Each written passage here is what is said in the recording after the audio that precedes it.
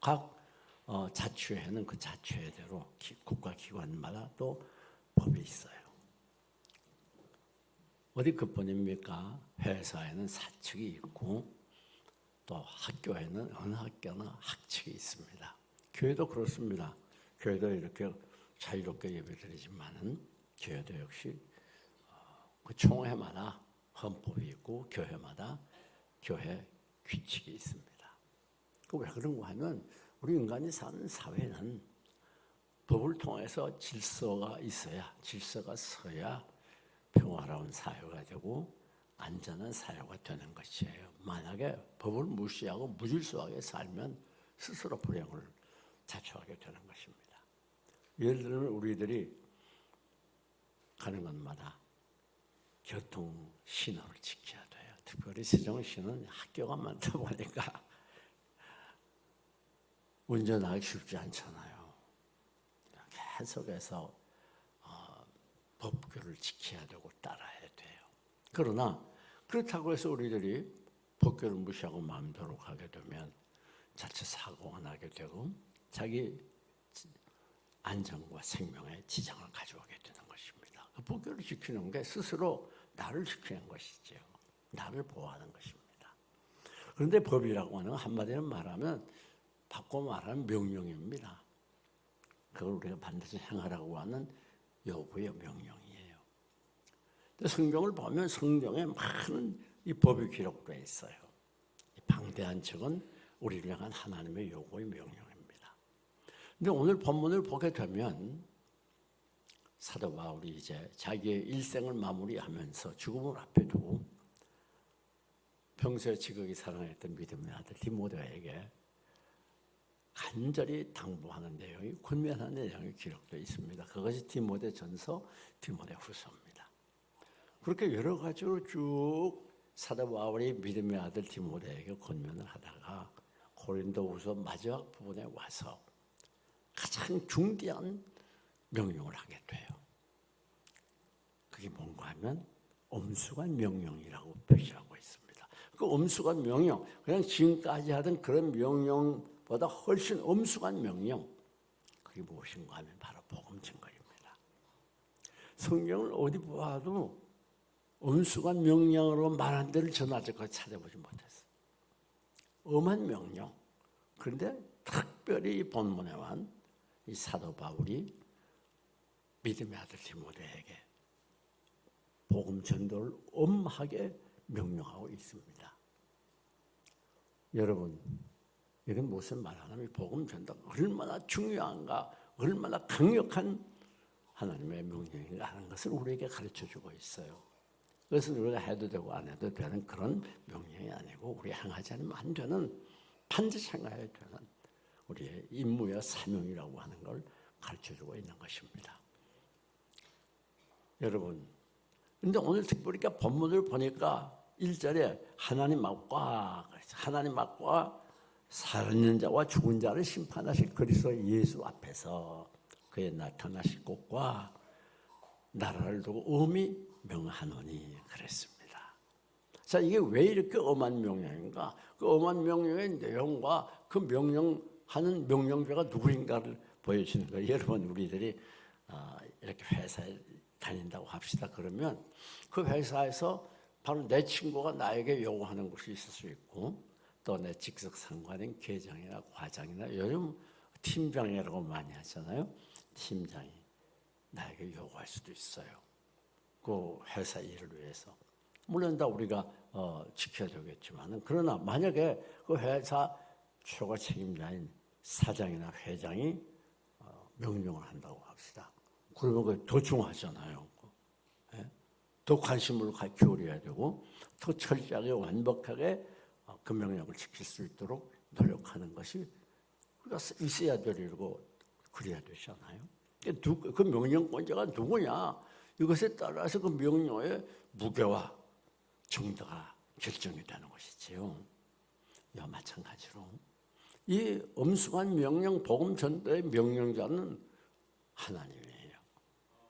그래서 굉장히 천지 만물을 창조하신 전능자 하나님께서 이 바울을 통해서 디모데에게 명령하는 것입니다. 이거는 그때 당시뿐 아니라 오늘 우리에게도 그대로 전하는 똑같은 엄숙한 명령입니다. 근데 이 명령은 왜 이렇게 엄숙하고 중요한가 하면 이 명령을 실행하고 실행하지 않으면은 많은 차이가 있는 것이에요.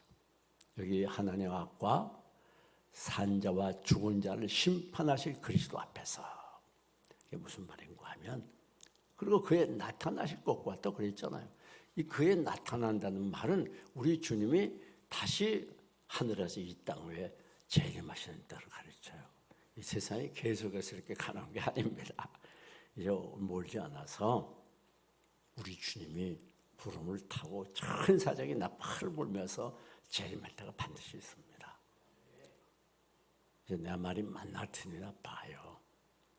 그때는 무덤에 있는 자도 다 일어난다고 그랬어요. 살아있는 자는 말할 것 없고. 아마 여러분처럼 이렇게 젊은 나이에는 살아서 예수님 맞이할 수도 있어요. 그렇게 한번 기대해 봐요. 그러니까 얼마나 좋겠어요. 죽음 맛보지 않고 올라가니. 그런데 그때 우리 주님께서 하신 일이 뭐냐? 심판하신 일입니다. 세계 많은 사람들을 상대로 심판하세요. 로마서 14장 12절을 보면 10절에서 12절을 보면 온 인류가 다 예수님 재림할 때 하나님의 심판대 앞에 서리라 그랬어요. 그리고 요한계시록 20장 12절을 보면 우리가 다 하나님의 심판대 앞에 서서 그가 행한 대로 선악과의 보응을 받는다. 뭐 이런 이 말씀을 심판에 대한 말씀은 성경 여러 곳에 많이 있어요. 여기만 있는 게 아닙니다. 반드시 우리가 행한 대로 심판을 받게 되어 있어요. 그런데 중요한 건 뭔가 하면 그 많은 심판 중에 제일이 하나님이 중하게 보는 게 뭔가 하니 전도하는 일이에요. 전도하는 일. 내가 얼마나 오랫동안 예수 믿었지? 저 10년 믿었습니다. 혹은 20년, 30년 아니야 못해서부터 믿었습니다. 그 다음 묻습니다. 그럼 너 얼마나 복음을 전했냐? 그러니까 복음 전도에서 얼마나 몇 명이나 구원을 받았지? 반드시 물을 때가 있다는 말이에요. 굉장히 심각한 문제예요. 여러분 우리 예수님 마태복음 25장을 보면 이제 말세에 되어질 일에 대해서 여러 가지로 설명을 합니다. 그래서 지금은 말세지 말이라. 그러니까 이 말세 중에도 맨 마지막 시대에 와 있어요. 지금 점점 살기가 어려워지잖아요. 성경에 있는 대로 말세에 일어날 징조들이 얼마나 많이 일어납니까? 계속되는 지진, 전쟁, 기근, 뭐 전염병 지금 얼마나 많이 일어나고 있어요. 근데 여러분 우리 예수님께서 우리에게 이 복음 전대에서 말하면서 예를 들었어요. 어떤 왕이 멀리 외국에 갑니다. 가면서 세 종을 불렀어요. 그래 한 종에게는 5달란트를 주고 다른 종에게는 몇 달란트? 2달란트 주고 또 마지막 종에게는 몇 달란트? 1달란트를 줬어요. 야, 내가 이제 멀리 외국에 가는데 앞으로 언젠가 올 거야. 오면 너희들이 이 돈을 가지고 잘 장사해서 좀 이윤을 남겨. 돈을 더 많이 벌어. 그러고 떠났어요. 그런데 오랜 후에 이 왕이 와서 묻습니다. 야, 너 5달란트 줬는데 얼마 남겼지? 예, 저 5달란트 남겼으면 좋아. 내가 참 착하고 부지런한 충성하는 종이야. 칭찬했어요. 2달란트 받아준 분에게 무슨 야, 너 2달란트 가지고 얼마나 남겼지? 예, 또 2달란트 남겼지. 좋아. 넌 아주 착하고 충성된 종이야. 그리고 나머지 1달란트 받은 자도 1달란트 받았지? 예. 너 그거 어떻게 했지? 예, 주인은 워낙 악한 사람이기 때문에 우리를 이해 못합니다. 그래서 내가 땅속에 묻어놨습니다. 아니 얼마나 영리하고 약한 것 같아요. 아니 그 장사하다가 만약에 믿지면 그 자기 돈 채워놔야 되잖아요. 그러니까 땅속에 묻어놓으면 뭐 손해볼 것도 없고 뭐 그렇게 그때부터 애쓰고 노력할 것도 없잖아요. 장사하느라고 뭐 수고할 필요가 없거든. 그래 1달란트 가져왔더니 이 주인이 뭐라고 합니까? 악하고 게으른 종아, 네가 이 달란트를 준 돈을 가지고 차라리 은행에 맡겼으면 이자라도 받지 않냐? 또 왜 땅속에 못 얻느냐? 악하고 게으른 종아. 그러면서 한 달을 뺏어서 5달란트 받은 자에게 주고 그를 지옥불에 멸하는 그런 내용이 나오잖아요. 이게 무엇을 가르치냐면 오늘 우리가 복음을 전해야 돼. 우리가 이 땅에 태어나서 예수 그리스도를 영접하고 하나님의 자녀가 되는 그 시간 우리는 복음 증거의 사명을 갖는 거예요. 그래서 우리가 복음 증거를 해서 거기에 열매가 있어야 된다. 그걸 보여주는 거예요. 열매 없을 때 하나님이 심판한다는 거. 참 우리들이 이 일에 무관심하고 지나가면 안 됩니다. 그래서 사도 바울은 고린도서에서 뭐라고 그래? 내가 복음 전하는 거 복음 전하기 싫어. 그러나 내가 억지로 전해. 왜? 복음 전하지 않는 데게 화가 있어. 그랬어요. 여러분 복음 준도가 이렇게 중요한 거예요. 그런데 말씀을 전파하라고 그랬잖아요. 말씀을 전파하라. 때를 얻든지 못 얻든지 항상 힘쓰라. 오늘 본문 이전 말씀 아닙니까? 왜 말씀을 증거해야 되면 이 말씀 증거가 예수님이 가장 엄숙한 명령이에요. 이게 그냥 보통 명령이 아니에요. 이건 안 지키면 안 돼요. 그뿐 아닙니다. 유언의 명령, 예수님께서 500년 무리가 보는 가운데서 구름을 타고 부활해서 승천한 때 마지막 남긴 유언의 말씀이 뭐예요? 땅끝까지 복음을 전하라. 예루살렘과 유다와 사마리아와 땅끝까지 복음을 전하라. 이거 우리 주님의 마지막 명령인데 아니 만약에 부모가 돌아가시면서 유언으로 남긴 말을 무시하면 글쎄요 그거 잘하는 거 아니잖아요. 네? 누구든지 그 얘기를 들어봐요. 저 자식이 부모가 이런 유언 남겼는데 전혀 듣지 않아. 그럼 누가 그 자식을 정상으로 생각하겠어요. 우리 주님이 우리에게 마지막 남긴 유언이 이 복음 증거예요. 그래서 우리 교회는 존재하는 이유도 복음 증거고 또 복음을 증거함으로 존재하는 거예요. 이게 복음 증거라는 건 이 땅에서 우리가 할 수 있는 가장 값진 일이고 가장 위대한 일이고 가장 훌륭한 일이고 가장 귀한 일이에요. 그래서 복음 전하지 않으면 안 돼요. 참 우리 교회 좋은 교회입니다. 지금까지 개척하고 지나오는 동안에 그 짧은 세월이지만은 얼마나 교인들이 전도를 많이 했습니까? 네. 기억나시죠? 우리 개척 당시에도 그때 뭘 지졌죠? 지짐이. 빈대떡이라고 지짐을 지졌잖아요. 그래서 거기서 지져가지고 지나가는 사람들 붙들고서 길거리 나가가지고 우리가 개척하는 그 병원 로비에서도 계속 지짐을 얼마 공짜로 많이 먹었죠. 사람들이. 더 먹기는 잘 먹는데 먹은 값은 안 하는 사람이 많아요. 어디 국보님께까 그 아이들 좋아하는 거 그거 뭐예요 이거? 솜사탕 이걸 기계 사가지고 솜사탕을 만들어서 또 얼마나 전도를 열심히 했어요. 솜사탕뿐 아니지요. 또 이 자동차를 제가 잘 모르지만 이 자동차 전자판이 있어가지고 형광등이 LED가 돌아가면서 주 예수를 믿으라 그래야만 구원을 받으리라. 그 차를 타고서 개천에 요즘 넣고 하는지 몰라요. 개천에서 막 불꽃놀이도 하고 한동안 그랬는데 요즘도 합니까? 막 그랬잖아요. 그럴 때 그 다리 위에다 차를 세워놓고 전광판을 보여주면서 전도하고 안 한 게 없어요. 우리 교회가. 그뿐 아니죠. 코로나로 인해서 막 세계가 발각 뒤집히고 교회만 막 교회를 폐쇄시키고 교회 예배를 규제하고 숫자를 지정해주고 주마다 여러분 잘 모르지만 주마다 여기 주민센터에서 시청에서 나와가지고 관리하고 간섭하고 잔소리를 하고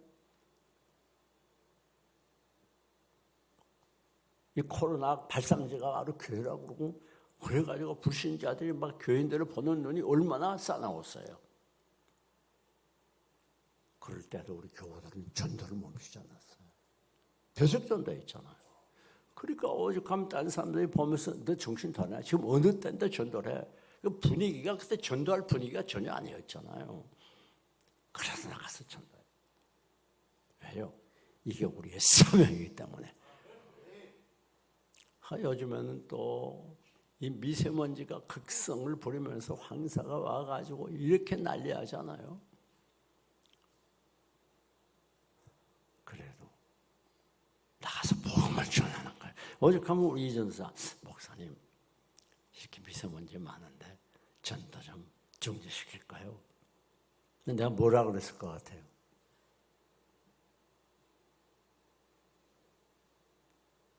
아니지. 왜? 전도는 죽기까지 하는 거예요. 끝까지 하는 거예요. 사랑하는 여러분, 이 전도는 우리의 선택사항이 아니에요. 이건 안 하면 안 되는 거예요. 그러면 여기에 우리가 어떻게 전도해야 되느냐? 오늘 보니까 말씀을 전파하라. 그러면서 따라합시다. 때를 어떤지 못 어떤지. 이게 무슨 말이에요? 첫째 이 말의 뜻은 전도에는 때가 없다는 거예요. 세상 모든 일은 다 때가 있어요. 그러나 전도는 때가 없어요. 어느 때나 전도해야 돼요. 어느 때나.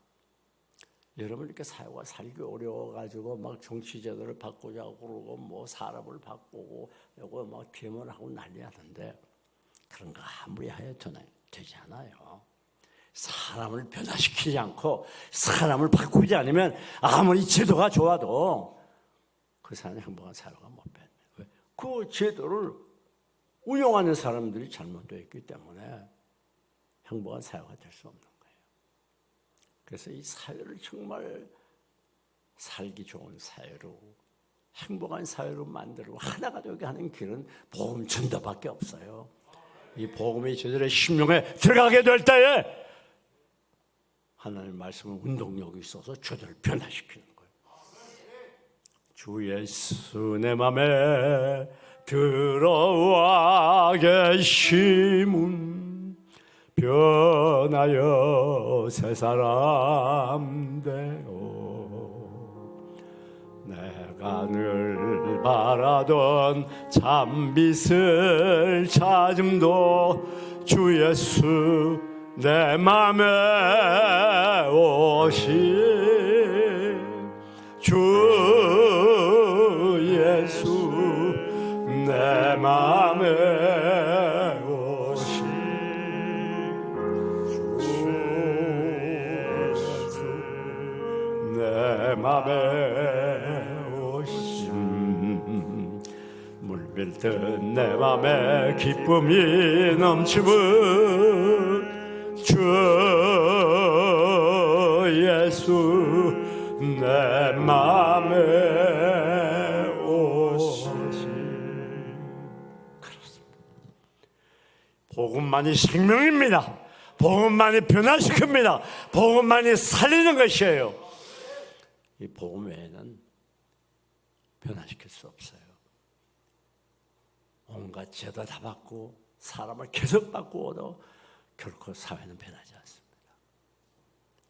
왜? 복음은 생명입니다. 복음은 능력입니다. 복음은 활동합니다. 그래서 여기 때를 어떤지 못 어떤지 첫째 그 의미는 복음은 때가 없다는 거예요. 두 번째 무슨 뜻이 있는가 하면 때를 어떤지 못 어떤지라는 말은 바로 복음은 희생과 수고를 필요로 한다는 걸 말합니다. 여러분 우리가 전도한다는 거 쉬운 거 아니에요. 정말 힘이 듭니다. 얼마나 현실이 살아가기 바쁘고 힘이 듭니까? 제가 늘 여러분들 보면 마음이 지글하고 가슴이 찡해요. 이 험한 세상 얼마나 살기 힘듭니까?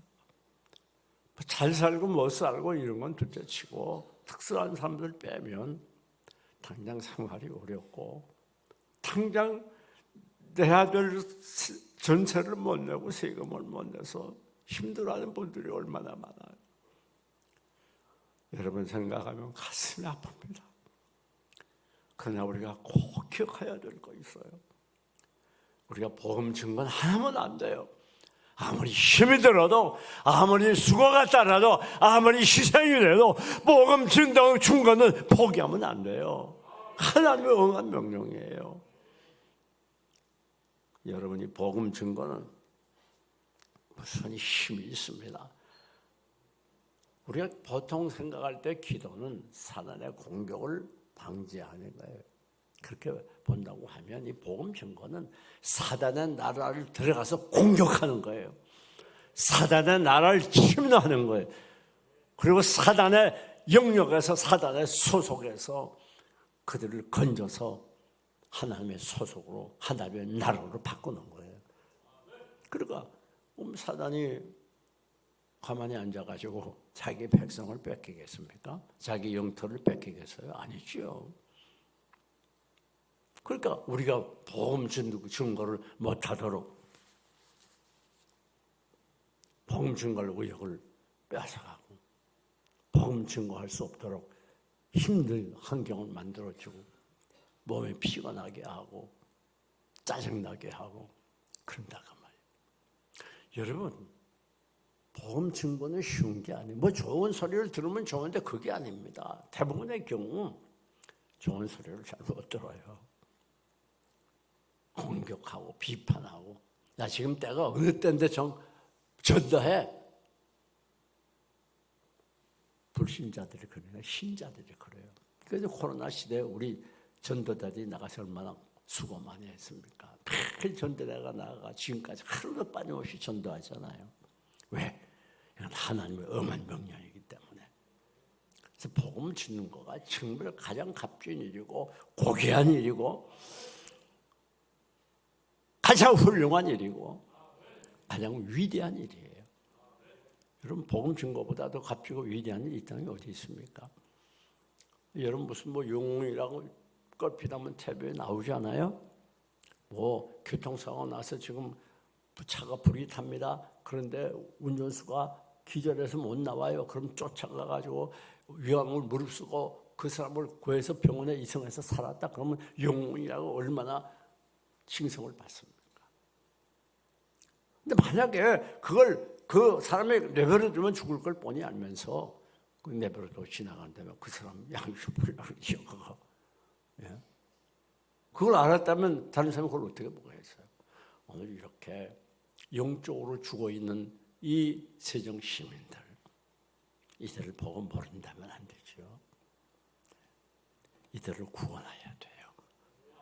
이들에게 나가 복음을 전해야 돼요.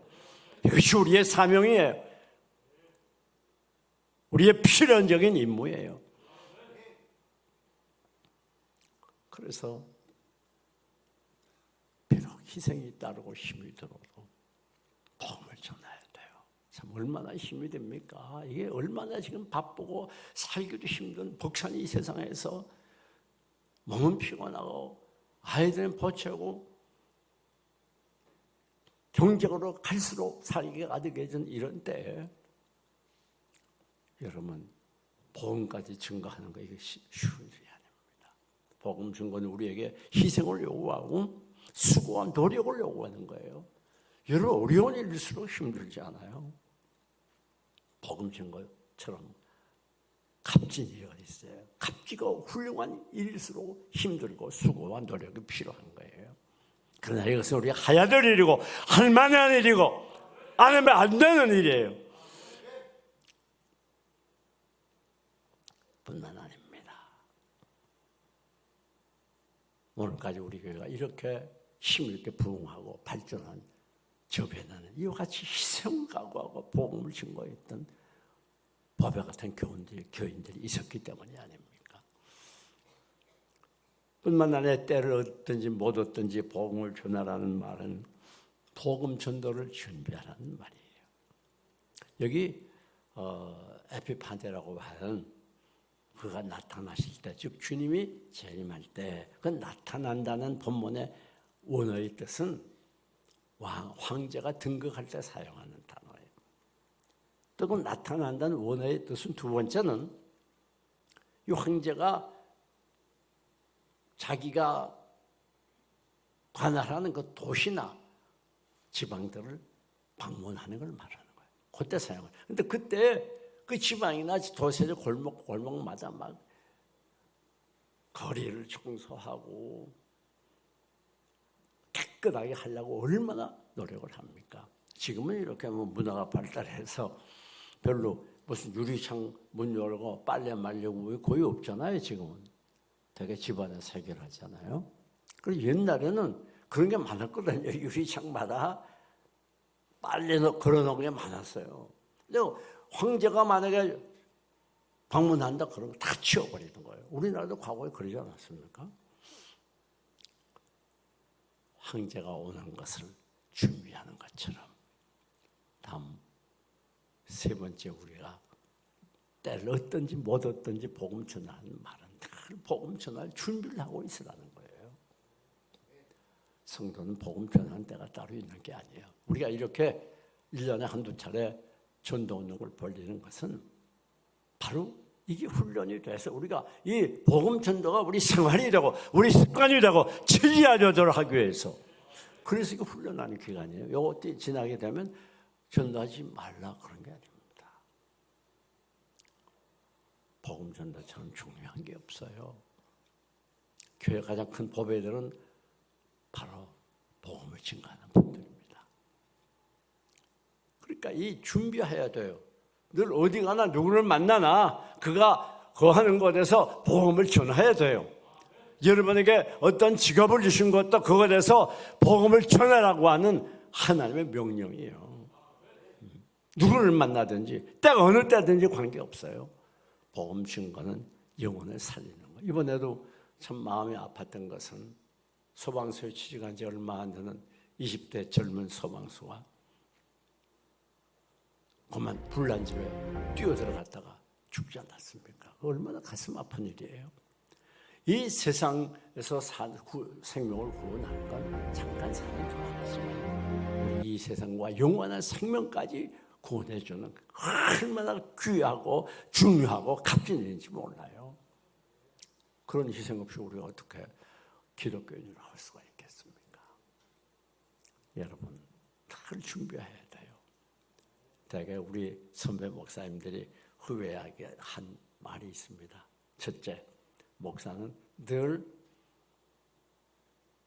이사갈 준비해야 된다 그랬어요. 언제 이사갈지 모르니까. 두 번째, 목사는 늘 설교 준비해야 된다. 어디가 누구를 만나서 설교할지 모르잖아요. 오늘 우리는 어디 가서 누구를 만나든 무슨 일을 하든 무슨 준비해야 돼요? 복음 전할 준비를 해야 돼요. 사람만 만나면 근질근질해서 못 견뎌야 돼요. 아니 보험회사 직원들 얼마나 애를 씁니까? 세상 사람보다 못해 되겠습니까? 뿐만 아니라 여기 때를 얻든지 못 얻든지라는 말은 지속해서 계속적으로 복음을 전해야 된다. 얼마 하다가 포기하면 안 돼. 이거 아무리 전도해도 열매가 없어, 재미없어, 힘들어, 바빠, 피곤해 그러면 안 된다. 여러분, 우리가 할 수 있는 일은 뭔가 하면 계속 뿌리는 거예요. 거두는 건 하나님이 하는 거예요. 열매 맺는 건 하나님이 하는 거예요. 우리는 계속 뿌리기만 하면 우리의 책임을 다 하는 거예요. 그러나 중요한 건 계속해서 복음을 전하는 것입니다. 저는 하도 바빠가지고 늘 마음은 있었지만 낚시를 못 다녔어요. 그런데 꼭 한 번 낚시를 한 적이 있습니다. 미국 우리 처제 집에 가가지고 가서 바다 낚시를 한번 갔어요. 우리 동서하고. 근데 저는 인생에 첫 번 갔거든요. 갔는데요. 참 희한합니다. 그 배를 타면 잘 잡히는 위치가 있대요. 앞쪽이 제일 잘 잡혀야 돼요. 나는 모르고 중간에 떠가서 대고 있었어요. 뭘 알아야지? 연어 잡혔거든요. 희한한 일이 있어요. 왜 그런가 하면 이 고기가 정신이 좀 이상해졌는지 내 낚싯대에 와서 무는 거예요. 딴 낚시 전문가들 다 서 있는데 하나님 목사 체면을 보여주시다. 그래가지고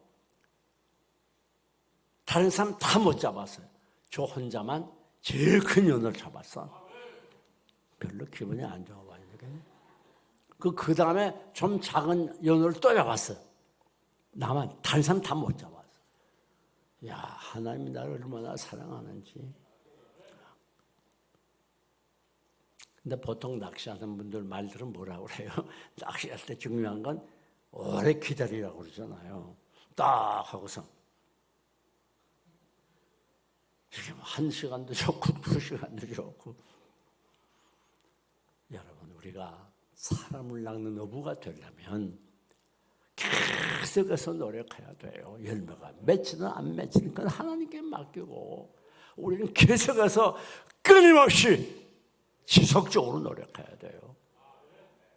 우리가 하나님께 부르심을 받는 그 시간까지, 이 세상에 하나님의 교회가 존재하는 그 시간까지 우리 복음을 나가서 전해야 되는 것입니다. 복음 전도처럼 값지고 아름답고 보배가 없어요. 말씀을 맺습니다. 오늘 결론이 뭐라고 그러지? 한번 따라 합시다. 항상 힘써 전하라. 뭐라고 해서? 항상 힘쓰라. 힘써 전하라. 힘을 써야 되는 거. 세상에 노력하지 않고 되는 게 어디가 있습니까? 이건 전심전력 다하라는 말이에요. 수고와 노력을 각오하라는 말이에요. 그건 치지 말고 계속해서 복음을 전하라는 거예요. 우리가 힘써야 될 일이 많이 있는데 그중에서 제일 먼저 힘쓰고 제일 열심히 힘쓸 일이 복음 전도예요. 복음 전도를 우리 삶의 최우선에 두고 맨 앞에 두고 노력해야 된다는 것입니다. 근데 이 복음 전도하면 능력의 사람이 됩니다. 사단의 역사를 물리칩니다. 환난 시련을 뛰어넘습니다. 하나님의 함께함을 체험합니다. 경과에 흔들리지 않는 믿음의 사람이 되는, 이게 복음 전도의 은혜예요. 더군다나 우리가 잘 아는 것처럼 마가복음 10장에 있는 대로 복음 전도를 위해서 우리가 희생하고 수고할 때 현실에서 금세 100배의 복을 주신다고 그랬어. 내사에서 상을 얻는다고 그랬어. 뿐만 아니라 어느 곳에 가서 무엇을 하든지 별과 같이 빛나는, 특별히 하늘에서 별과 같이 빛나는, 인정받고 존경받는 존재가 된다는 것입니다. 사랑하는 여러분, 이제 우리 모두 열심을 다해서 이번 5월 28일에 있는 이 초청자, 새가족 초청잔치를 위해서 열심히 준비하고 기도하고 정성을 다해 힘쓰므로 인해서 많은 열매 맺는 성공자가 되시기를 주님의 이름으로 축원합니다.